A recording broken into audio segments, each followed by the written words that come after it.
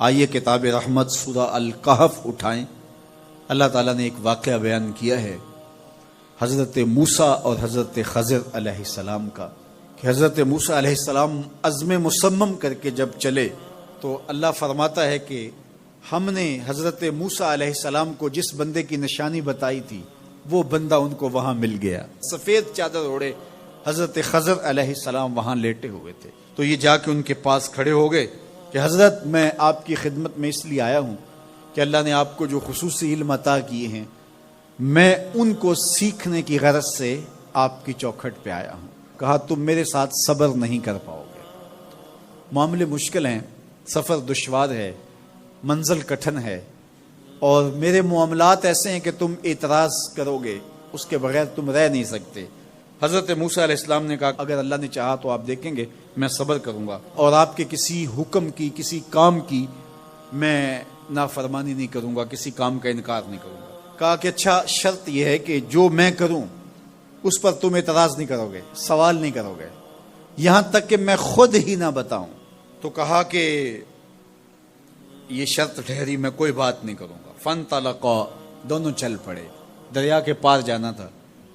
جو کشتی کا مالک تھا، کشتی بان تھا، وہ حضرت خضر علیہ السلام کو جانتا تھا تو اس نے کرایہ بھی نہیں لیا، لیکن جب کشتی پر سوار ہوئے تو عصا مار کے حضرت خضر علیہ السلام نے کشتی کا ایک پھٹا توڑ دیا۔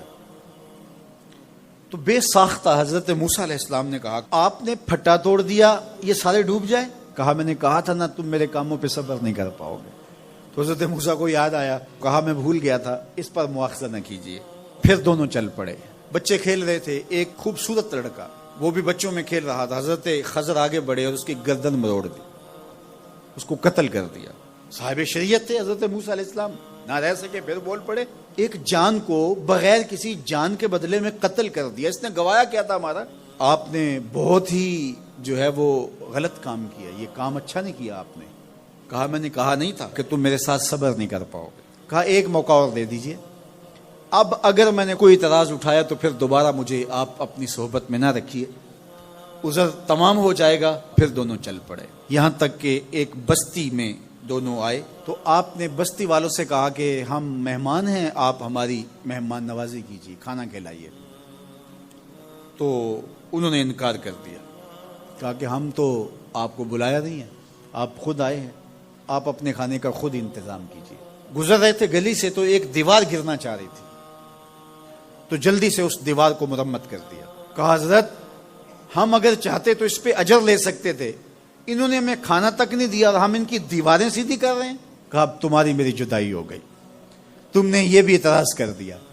تو انہیں یاد آیا کہ وہ یہ بھی اعتراض ہو گیا، اب میں تمہیں بتاتا ہوں کہ یہ 3 کام میں نے کیوں کیے۔ اللہ اکبر۔ اب سنیے، قرآن ہمیں بتاتا ہے کہ ظاہری علم بھی ہوتا ہے لیکن کوئی باطنی علم بھی ہوتا ہے۔ کہا وہ پہلی بات کشتی والی سنو، یہ 2 مسکین بچوں کی کشتی تھی، ان کے گھر کا چولہا اس کی کمائی سے جلتا تھا۔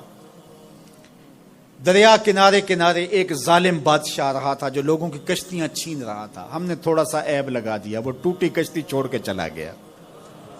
اب وہ تھوڑے سے پیسے لگا کے کشتی مرمت کرا لیں گے، گھر کا چولہا جلتا رہے گا، بتاؤ اچھا کیا یا برا کیا؟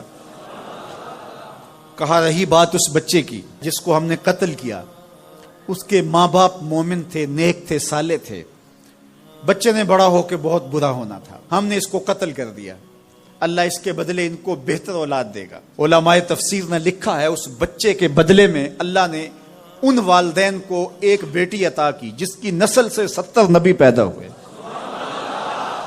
دیوار کی کہانی بھی سن لیجئے، یہ شہر کے 2 یتیم بچوں کی دیوار تھی اور اس کے نیچے ان کا خزانہ تھا اور ان کا باپ بڑا نیک تھا۔ خزانہ دیوار کے نیچے ہے، دیوار گرنا چاہ رہی ہے، کسی معمولی دھکے سے گر جاتی۔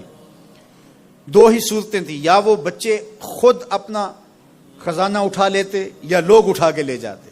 لوگ اٹھا کے لے جاتے پھر بھی ہاتھ میں کچھ نہ آیا، اور اگر وہ خود اٹھا لیتے تو بچے ہیں، بچپنے کی وجہ سے وہ اس کو اڑا دیتے۔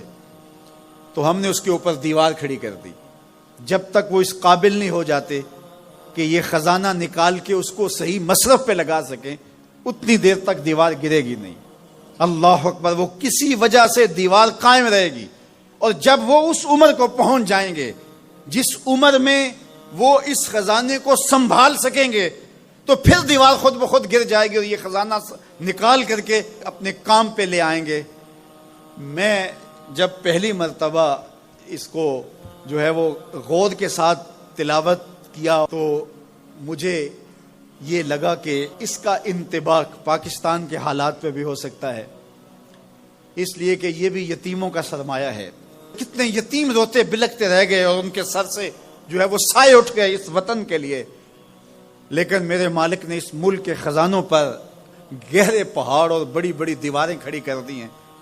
جب تک یہ قوم بلوغت تک نہیں پہنچے گی اتنی دیر تک وہ خزانے ظاہر نہیں ہوں گے، اور جب یہ قوم اپنی بلوغت تک پہنچے گی، شعوری بلوغت، فکری بلوغت، علمی بلوغت، اور رب سے جو وعدہ کیا تھا پاکستان کا مطلب کیا، لا الہ الا اللہ، جب اس بلوغت تک یہ پہنچ جائے گی، اس وعدے کی تکمیل ہوگی، پھر رب دیوار ہٹا دے گا اور پاکستان کو اللہ اتنے خزانے دے گا اور پاکستان ایسا مالا مال ہوگا دنیا دیکھنے آئے گی انشاءاللہ۔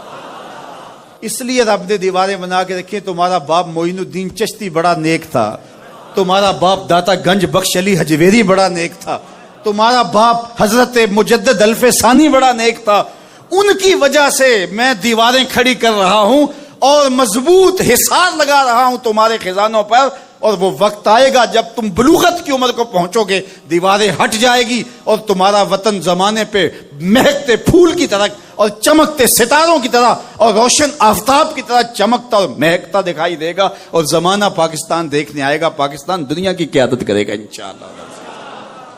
تو کہا یہ تعویل ہے ان باتوں کی جو باتیں میرے رب نے مجھے بتائی، اور یہ میں نے اپنی مرضی سے نہیں کہی، اور جو میں نے کیا اپنی مرضی سے نہیں کیا۔ تو یہ باطنی باتیں ہیں، شاید یہ باطنی باتوں کے جوش میں یہ بات بھی میں کر گیا۔ وہ کیا کسی نے کہا تھا کہ بھری محفل میں ایک راز کی بات کہہ دی۔